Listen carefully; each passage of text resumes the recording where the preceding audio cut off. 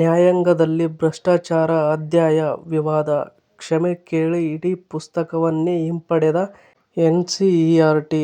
ಇನ್ನು ಈ ವಿಡಿಯೋದ ಸಂಪೂರ್ಣ ಮಾಹಿತಿಗಾಗಿ ಈ ವಿಡಿಯೋವನ್ನು ಸಂಪೂರ್ಣವಾಗಿ ನೋಡಿ ಮತ್ತು ನಿಮಗೆ ಯಾವ ಉದ್ಯೋಗದ ಬಗ್ಗೆ ಮಾಹಿತಿ ಬೇಕು ಎಂಬುದನ್ನು ಕಮೆಂಟ್ ಬಾಕ್ಸ್ನಲ್ಲಿ ತಿಳಿಸಿ. ಹಾಗೆ ಇಷ್ಟ ಆದರೆ ಸಬ್ಸ್ಕ್ರೈಬ್ ಮಾಡಿ.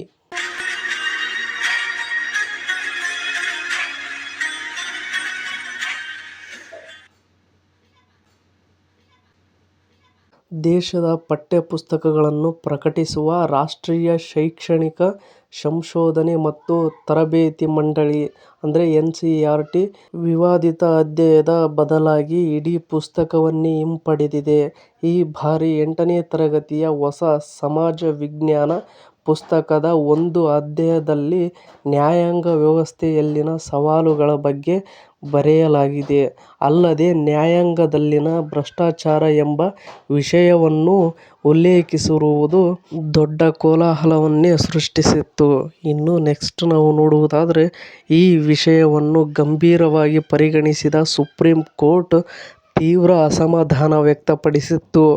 ನ್ಯಾಯಾಂಗದ ಗೌರವಕ್ಕೆ ಧಕ್ಕೆಯಾಗುವಂತಹ ವಿಷಯವನ್ನು ಮಕ್ಕಳಿಗೆ ಈ ರೀತಿಯಲ್ಲಿ ಕಲಿಸುವುದು ಸರಿಯೇ ಎಂಬ ಪ್ರಶ್ನೆಯೂ ಮೂಡಿತ್ತು.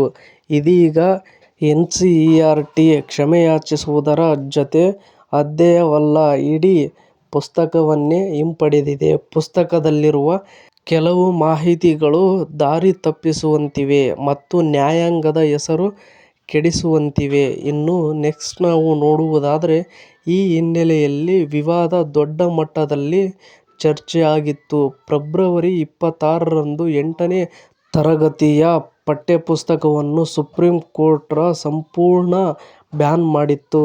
ಅದರ ಎಲ್ಲ ಪ್ರತಿಯನ್ನು ವಶಪಡಿಸಿಕೊಳ್ಳಲು ಮತ್ತು ಅದರ ಡಿಜಿಟಲ್ ಆವೃತ್ತಿಗಳನ್ನು ತಕ್ಷಣವೇ ತೆಗೆದುಹಾಕುವಂತೆ ಆದೇಶಿಸಿತ್ತು. ಆದೇಶವನ್ನು ಅನುಸರಿಸುವಂತೆ ಕೇಂದ್ರ ಹಾಗೂ ರಾಜ್ಯ ಸರ್ಕಾರದ ಅಧಿಕಾರಿಗಳಿಗೆ ನಿರ್ದೇಶಿಸಿದ ನ್ಯಾಯಾಲಯ, ಯಾವುದೇ ರೂಪದಲ್ಲಿ ತನ್ನ ನಿರ್ದೇಶನಗಳನ್ನು ಧಿಕ್ಕರಿಸಿದರೆ ಗಂಭೀರ ಕ್ರಮ ಎದುರಿಸಬೇಕಾದೀತು ಎಂದು ಎಚ್ಚರಿಕೆ ನೀಡಿತ್ತು.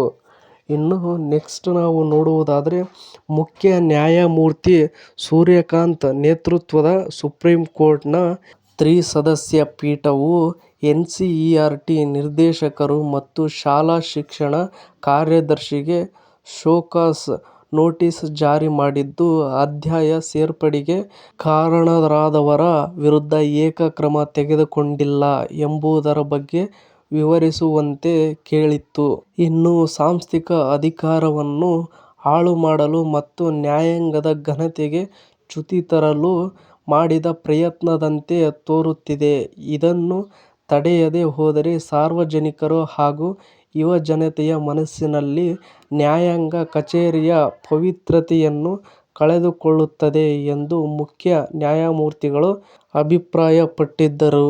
ಮುಂಬರುವ ಶೈಕ್ಷಣಿಕ ಅವಧಿಗೆ ನವೀಕರಿಸಿದ ಪಠ್ಯಕ್ರಮ ಯೋಜನೆಗಳ ಕುರಿತು ಮಂಡಳಿಯಿಂದ ಹೆಚ್ಚಿನ ಸ್ಪಷ್ಟೀಕರಣಕ್ಕಾಗಿ ಇನ್ನೂ ಕಾಯಲಾಗುತ್ತಿದೆ.